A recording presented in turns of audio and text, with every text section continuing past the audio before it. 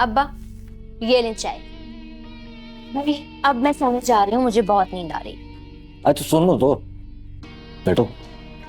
अब्बा आज ना परी से किचन की सफाई करवाई है और मैं बहुत बुरी तरीके से थक गई हूँ। अरे मेरी बात तो सुन लो फिर चली जाना। अरे अब्बा बोल देना क्या बात है, मुझे बहुत नींद आ रही है। देखो मैं ये कह रहा था कि नाजो से तो मैं मिल लिया, वो तो समझो अपनी टीम की खिलाड़ी है। अगर मैं ये चाहता हूं कि तुम एक दफा फौजिया से मिल लो ताकि परी के खिलाफ वो माँ बहन भी हमारे फेवर में आ जाए। अरे वाह अब्बा, क्या दूर की कौड़ी लाए हो। ठीक है, मैं कल ही टाइम निकाल के ना किसी बहाने से मिल लेती हूँ, ठीक है?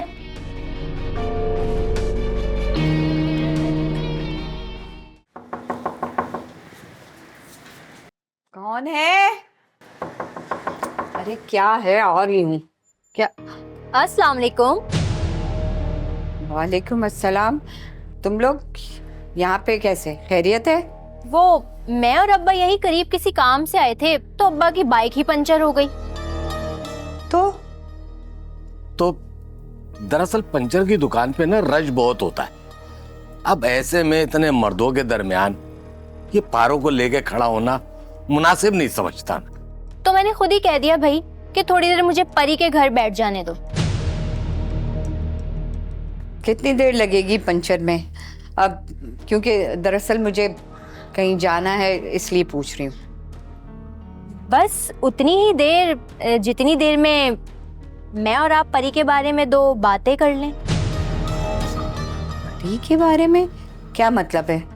परी के बारे में क्या बात करनी है तुम लोगों ने? भाई परी से ना हमें बहुत शिकायतें हैं। अरे इतनी अच्छी माँ की इतनी बुराइयां, तौबा तौबा। क्या परी मेरी बुराइयां करती है? अब आओ अंदर आओ, बैठ के बात करते हैं। आप भाई साहब जाए पंचर लगा के आए। ये मेरे साथ है। कितनी नमक हराम है ना वो। अब मैं नहीं नाजो, मेरे लिए तुम्हारे प्यार पर शक करना गुनाह था, लेकिन तुमने शादी कर ली। देखो सब कुछ तुम्हारे सामने है, कितना फसाद तो मैंने किया है। यही कह रहा हूं ना कि तुमने पहले मजबूर होकर शादी कर ली, लेकिन अब प्रॉब्लम क्या है? अगर प्यार करती हो तो अब मेरे साथ भाग चलो। वो मेरे बाप का घर था। प्यार में गैर शादीशुदा लड़कियां भागकर शादी करती हैं, लेकिन अब मैं शादीशुदा हूँ। अब अगर मैंने ये कदम उठाया तो दोनों खानदानों की इज्जत का मामला हो जाएगा। समझने की कोशिश करो ज़ुहैब। देखो नाजो, मेरा दिमाग आज बहुत ज्यादा घूम रहा है। या तो मुझसे साफ कह दो कि दफा हो जाओ, या फिर प्यार से दस्तबरदार हो जाओ। मैं ये बात कभी भी नहीं कहूंगी।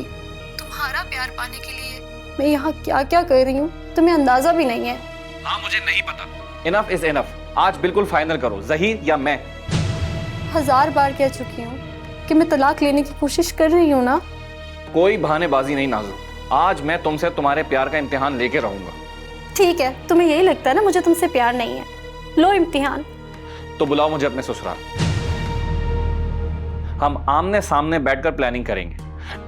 घबराओ नहीं, मैं तुम्हारी कोई इज्जत खराब नहीं करूंगा।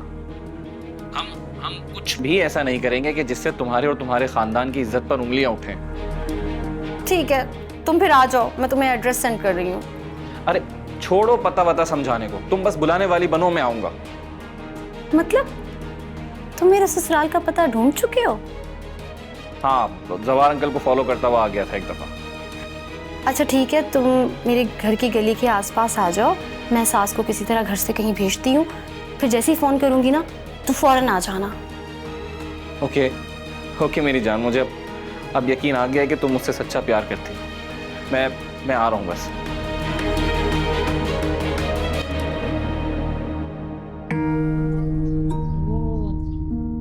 इसका मतलब है कि फहद की कमाए हुए पैसों से जो जेवर बनाए थे परी ने वो बेच के ना अपने बाप को दे दिए, और बाप ने ये कहा कि जो जहेज में जेवर देने थे ये वो है। हाँ ओ भैया, ये तो वही मिसाल हुई कि घी कहाँ गिरा? खिचड़ी में। और खिचड़ी कहाँ गिरी? प्यारों के पेट में। अरे नहीं आंटी जी, बात तो ये हुई कि उस बाप बेटी ने आपको हवा भी नहीं लगने दी। हाय, सही कह रही हो। पारो नाम है ना तुम्हारा?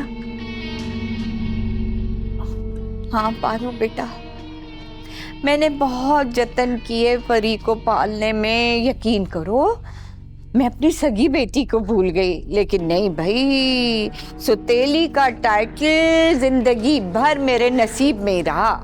अरे मुझे बहुत दुख हो रहा है सुन के। पता है ऐसे ही थोड़ी उसने फहद को हमारे घर आकर अपनी मुट्ठी में कर लिया है।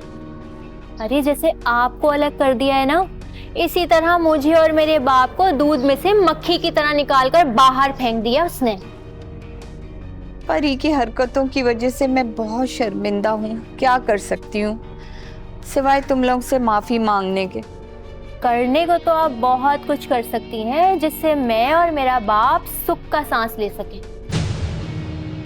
हाँ हाँ, तुम बताओ, अब जितना हो सकेगा मैं तुम्हारी मदद करूंगी। हाँ मैं अभी नहीं बता सकती। क्यों? वो कहते हैं ना कि मजलूम की मदद खुदा करता है, तो इसी तरह आज मजलूम की मदद खुदा ने की, बाइक पंचर करके मदद आपके घर ही भिजवा दी। बस ठीक है बेटा, आज से इस घर को तुम अपना घर समझो। क्या वाकई? अरे आप तो निहायती अजीम इखलाक की औरत हैं और मुझे बिल्कुल मेरी माँ जैसी शफीक औरत लगी। मैं तो ना बाकायदगी से आपके घर आया करूंगी।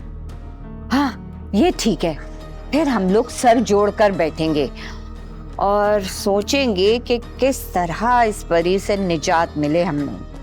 बिल्कुल ठीक कहा आपने। अरे हाँ, मैं जरा अब्बा से तो फोन करके पूछ लूं कि पंचर लगने में अभी कितनी देर बाकी है। खाना खा के जाना, अब्बा से कहना यहीं खा के जाए ना आंटी के यहाँ से। हाँ अब्बा।